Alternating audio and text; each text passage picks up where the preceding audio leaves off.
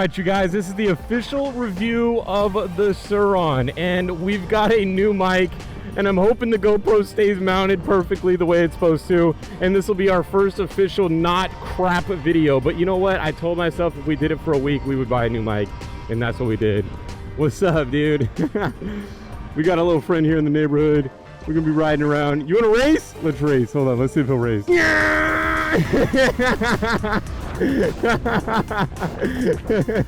Oh man, that's awesome, bro. All right, shout out to my boy Justin for letting me borrow this thing, man. It's not raining today, so the front fender's not a problem, and he let me borrow this thing for like a month to like really see what I think about it. Let's start with the back, right? So we're gonna start with the back brakes. Listen, the brakes are not that great on here.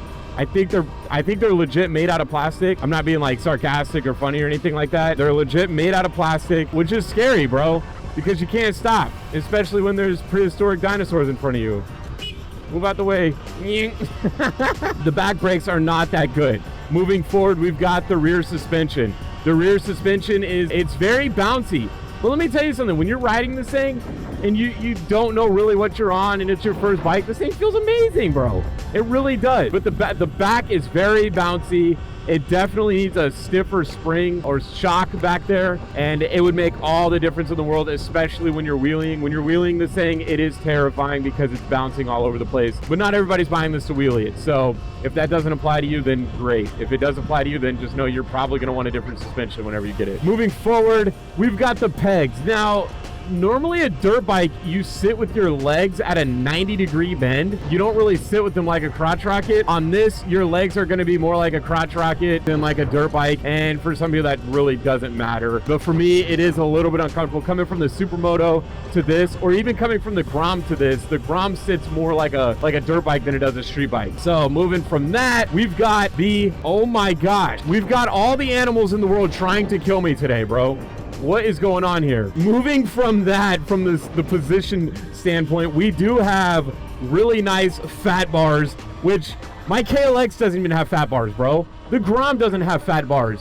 None of the bikes that I've owned have fat bars except for Sarah's KTM Duke, which is just awesome, bro. These are really, for those of you that don't know, fat bars, these bars will never break, all right? They'll just be strong forever. You can see this thing's actually been dropped before. The back brake didn't break, so I mean, it's like quality material here. It's quality material. It's not some cheap crap that's just gonna break on you in no time. So I love the fat bars, bro. I do like the front brake and the back brake. They do feel like a mountain bike though. They're pretty small and chintzy, but they're made out of quality material. You do have a headlight, but you have no blinkers. That is something to think about. And you do have a fully adjustable front suspension with upside down forks, so that's pretty sweet. With that said, it might seem like, oh, I can take this thing off of a jump. Absolutely not. I mean, if you're lightweight, you might be able to get away with jumping this thing and abusing the suspension a little bit. Like, I'm 190 some odd pounds. On a good day, you're not going to want to be jumping this thing over a big jump. You're probably going to blow the suspension out. You know what I mean? Next thing we'll move to is the battery, man. How far can you travel on this thing? Well, the battery will last long enough for you to be uncomfortable and want to get off the bike before it goes dead, if that makes any sense. For anybody that rides full-size motorcycles or anything like that, you're thinking to yourself, there's no way that in 70 miles, I'm going to want to get off of this thing. Well, unfortunately, the seat on this is super skinny. I don't have like the biggest hand in the world, but you can see you're gonna have a cheek hanging off each side unless you got some skeleton booty or something like that. But yeah, so the seat, you're definitely gonna be uncomfortable by the 70th mile. You're gonna be ready to charge this thing up, and you're gonna be going, 20, 30 miles an hour at best. So 70 miles, you're talking 2.5 hours of riding. And a lot of times you might go into eco mode. So eco mode here, we're chilling. You might be going 15 miles an hour, and that's 4 hours of riding if you go 70 miles. So it's not, when you think 75 miles on a regular bike, like if I'm on my KLX and I go 75 miles, I'm going 65 the whole time. It's an hour of riding. Going 75 miles on this, you're going through towns, through neighborhoods. You're not on the street going 45 the entire time. Which brings me to my next thing, the top speed of this thing. We can try to top it out right here. It is quite windy, and we're gonna be testing out the quality of this new mic, man, and it better be good or I'm gonna cry. All right, so let's go ahead and do the top speed run and see just how fast this thing is. Let's see how fast we can get to 45 miles an hour. All right, 3, 2, 1, go. All right, we're off. We're off.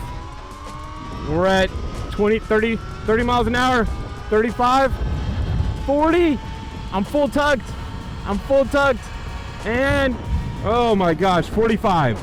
I accidentally hit the GoPro really hard, so now we're probably gonna have a crap angle of the bike. All right, so however fast that was to 45, and that is about as fast as this thing's gonna go. If Sarah's riding on this and I'm riding on the Grom, she actually beats me in a race, which is absolutely crazy. She'll smoke me actually, so we'll make sure to get that on video. But we're gonna move on to the wheels, you guys. The wheels and tires, even on the dirt bike version, this is the Supermoto version with a smaller sprocket, so it's a little bit faster, but the tires and are very, very, very skinny. You do feel like you're on a bicycle. You don't feel that stability of when you're when you're on a bigger bike with the bigger tires, bigger wheels. You don't feel that stability, especially if the wind is blowing. Moving on to the weight, so this thing weighs like 130 pounds, I think, and somebody can correct me if I'm wrong, but I think it only weighs like 130, 140 pounds. It literally weighs absolutely nothing, and we have a moped here. If the moped doesn't weigh to me, we've got problems. What's up, man? Hey, we gotta wait for the moped, my boy. That's my family right there. That's my friend. It's very maneuverable. It's very approachable. And I've watched videos where people call the KLX 300 approachable and a lightweight and small bike. This would be exactly what I would put a beginner rider on, because you can learn so much about counter steering. You can learn so much about braking, all of it, man. Front brakes and back brakes, it's all got it. So all in all, this bike is absolutely amazing. All right, not many bikes make the Grom feel like a full-size bike, but for some reason the Surron makes the Grom feel like a Ninja Kawasaki Harley Davidson 1400 RR. All right, it makes it feel crazy, but we are actually about to go do something that you can't do on the Surron. Well, I mean, you can do it, but you just might get in trouble, or you might get ran over. I don't know. We're about to hit the main road. All right, we're gonna start at the back just like we did with the Surron. The back wheel on this is actually smaller than the Surron, but it's got a wider tire, meaning it feels a little bit more stable. The back brake is significantly better than the Surron as far as stopping power goes. I find myself never wondering if I'm going to be able to stop. The front brake is undeniably better on the Grom. You can definitely do stoppies and stuff like that with a stock brake on the Grom. Now, this is where it gets crazy. The weight. The weight is almost, I think almost 100 pounds different on these two here. So when you're talking about 100 pounds, that's a lot of weight. If you have a little kid that wants to get into riding, the Surron's gonna be way more approachable than something that weighs 100 pounds more than the Surron. In terms of motorcycles, the Grom weighs absolutely nothing. 220 pounds is really not that much weight. The seat height is actually lower than the Surron, so you're gonna be sitting a little bit more comfy on the Grom than you will the Surron as far as height-wise. Now the seat on this thing is way wider than the seat on the Surron, meaning you're gonna be infinitely more comfy sitting on this than the Surron. I can already feel the difference. I mean, just sitting on it right now, it's like sitting on a recliner, man. It feels so good. So as far as like longevity, if you plan on riding for 3-4 hours out of the day, then it's hard to say to pick the Surron because the seat just does not feel that good. The suspension. All right, now the suspension on both bikes are equally kind of not that great.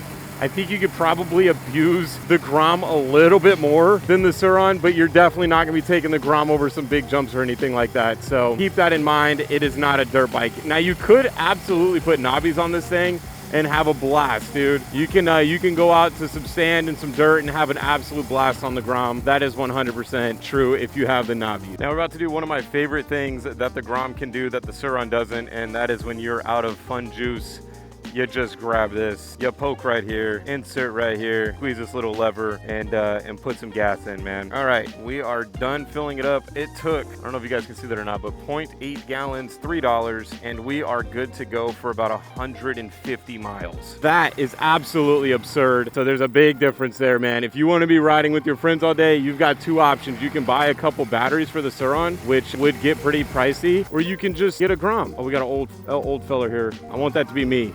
All right, I want to make sure I'm uploading videos and riding motorcycles at 80, bro. I'm like, that's dangerous. So is everything. Now, when we're talking about speed, the Grom is an absolute slug. It doesn't even feel fast. Like the Surron at least has the torque to feel fast. The Grom just feels like it's just a slug, dude. It just doesn't really feel like it's moving. Now you can absolutely pop wheelies in second gear on the Grom with a different sprocket. I have a different sprocket on here and I pop wheelies all the time. I absolutely love popping me some fat wheelies on this thing. If you're looking for a bike that you want to stunt, oh my gosh, the Surron and the Grom are identical. I mean, like, you can do crazy stuff on both of them. The only big difference is the Surron has a handbrake and the Grom has a foot brake. So Those are the only things you're really gonna have to like try to conquer. Me personally, if I can get myself the foot brake, I would absolutely have the foot brake because that's how I learned. Now we're gonna get to the fun factor. Listen, the Surron absolutely has a fun factor. I've never seen anybody get off the Surron with a frown on their face. Nobody's ever been like, that was boring. The Surron's fun, dude. It really is. It's a good time, and you will definitely have some laughs when you're riding that thing. Now, where it lacks is for people that are like, you know, kind of motorheads and want to feel and ride the bike. It's missing this thing right here and that thing right there. It's the clutch and the shifter. If you are a person that's ever driven a stick shift, then you know exactly what it's like to want to drive a stick shift, bro. You want to shift, you want to downshift, you want to rev, you want to do all that stuff. I mean, like, you can't listen. It's not that impressive. It's got a stock exhaust, but dude, you get to rev it, you get to hear it. There's certain things that are just, you can't replace. I mean, the Grom is way less torquey, but you've got that. Instead of like a little like, you get the, you know what I mean? Basically, the last part of the whole Grom idea is this is the entry bike of all entry bikes. It teaches you clutch. It teaches you how to shift with your foot. It teaches you the foot brake. It teaches you the front brake. It teaches you about starting and kill switches and blinkers and brights and lights and horns and everything else, and monitoring your speed and doing U-turns and clutch work, clutch control rather. It teaches you all of that. So after you learn how to ride a Grom, like if you really learn how to ride a Grom, you are basically going to be able to get on just about anything and get by. I'm not saying jump on a ZX14 after owning a Grom for a month. No, what I'm saying is if you want to get on a dirt bike, you'll be able to get on a dirt bike. If you want to ride a Harley, you more than likely can be able to ride a Harley. That's what I love about the Grom, and I love the street ability. Now for me, I do have different handlebars, so I know I don't have the fat bars that the Surron has, but I do have pro tapers, and that helps widen it up. The stock ones feel like you're on like a moped. This definitely helps widen it up. I do have different levers. Now you can do all this stuff on the Surron. You can put a rear brake on the Surron, all that jazz. That's where we sit. Let's go ahead and head into the garage and come to our final verdict on which one I think you should get. Well, we have finally made it to the final verdict, you guys. We've got the Grom and the Surron. And if you're looking for a gas-guzzling 140 mile per gallon street bike, then you're going for the Grom. And if you want something that's gonna make your electricity bill go up, then you're gonna go with the Surron. If you have a young kid, or you're somebody that already has a stunt bike, or you already have a bike that you like to ride, the Surron is great because it's absolutely quiet. None of your neighbors will ever care, and you can stunt it everywhere. However, this is also true for the Grom. The only difference is, if you want to go somewhere on the street, you can absolutely go just about anywhere with this newer Grom. It's got the 5th gear. It'll go 55, 60 miles an hour with ease, and unless you're going uphill against wind. So for me, the one that I'm gonna choose is the Grom. Now, if there's another bike that I could be given, I would absolutely take the Surron because you can take it anywhere with no noise. So I'm gonna leave you guys to decide which one do you like more. Do you like the Surron or the Grom? Let me know down below. I'm actually really curious to learn. And if you're a parent looking to get your kid a bike, it is without a doubt the Surron. There's no question there. If you're a parent that has a 17, 18-year-old that's been riding dirt bikes for a while and they want to get on the street, I would go with the Grom. Thank you guys for watching. I hope you guys enjoyed this video. I hope you enjoyed this review. Hit that subscribe button and I will see you in the next video.